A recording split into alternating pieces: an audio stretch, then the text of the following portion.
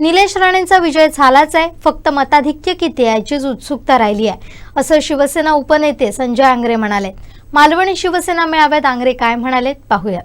सुरुवातीला जिल्हा प्रमुख दिलं, त्याच्यानंतर मला रात्री 2 वाजता सामंत साहेब प्रवेशाला गेलेले।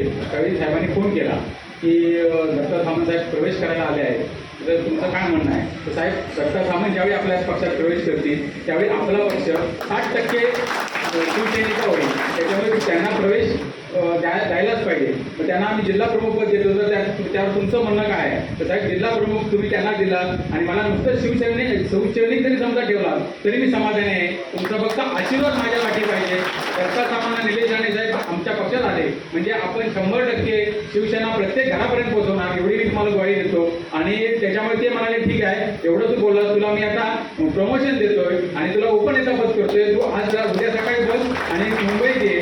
त्याच्यानंतर दत्ता सामंतला मी एकत्र भेटलो साहेबांना आणि त्यांनी सांगितलं की तुमची पुढची जबाबदारी काय आहे, ते कुडाळ मालवणचा आमदार आणणे ही तुमची जबाबदारी आहे। पुढच्या वेळी मी विधान परिषदेवर दत्ता सामंत यांना घेणार आहे, त्याच्यामुळे तुम्ही त्यांना आमदार कशासाठी करता काय करता विचारू नका। पुढच्या वेळी दत्ता सामंत आमदार असतील, त्याच्यामुळे तुम्ही प्रत्येक कार्यकर्त्याने आपल्याकडे 2 आमदार असणार आहेत, एक निलेशजीच्या रूपाने विधानसभेचे असणार आहेत आणि विधान परिषदेचे दत्ता सामंत असणार आहेत। त्याच्यामुळे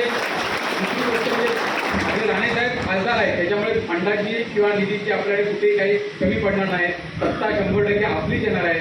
वेळ पडली तर आपले भावी आमदार हे मंत्रिमंडळात असणार आहेत। त्याच्यामुळे तुम्ही सर्व कार्यकर्त्यांनी फक्त 20 तारीखपर्यंत आपलं काम एवढंच असणार की निलेशजींचं लीड किती, जेवढं जास्त लीड असणार तेवढं आम्ही मुख्यमंत्र्यांना सांगणार आहे की साहेब, आमच्या साहेबांना तुम्ही मंत्रिमंडळात तुमच्याबरोबर घ्या।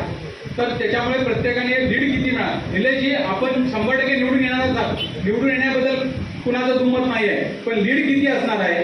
दादांपेक्षा तुम्हाला 10,000 लीड मुख्यमंत्र्यांनी सांगितलं की डबल होणार आहे, पण आमचं प्रत्येकाचं म्हणणं आहे की कमीत कमी तेवढं तरी राहिलं पाहिजे की 60,000चं जर सांगितलं लोकांनी की 60,000 पेक्षा कमी निलेशजींना लीड मिळता नाही। आणि मुख्यमंत्र्यांच्या ज्या योजना आहेत, मुख्यमंत्री लाडकी बहीण असेल, सिलेंडर असतील, आरोग्य योजना असतील, ह्या प्रत्येकापर्यंत आपण पोहोचवल्या पाहिजेत। आणि प्रत्येक कार्यकर्त्याने 20 तारीखपर्यंत काही 2 दिवस दिवाळीचे सोडले की प्रत्येकाने आपण 24 तास आपली उमेदवारी आहे असं म्हणून निवडणूक लढली पाहिजे, एवढं सांगतो आणि थांबतो। जय महाराज। आमचे दिवसभरातले सर्व अपडेट्स, ताज्या घडामोडी आणि थेट लाईव्ह पाहण्यासाठी सबस्क्राईब करा, लाईक करा कोकणचं नंबर 1 महा चॅनल कोकण 7 लाईव्हचं YouTube चॅनल।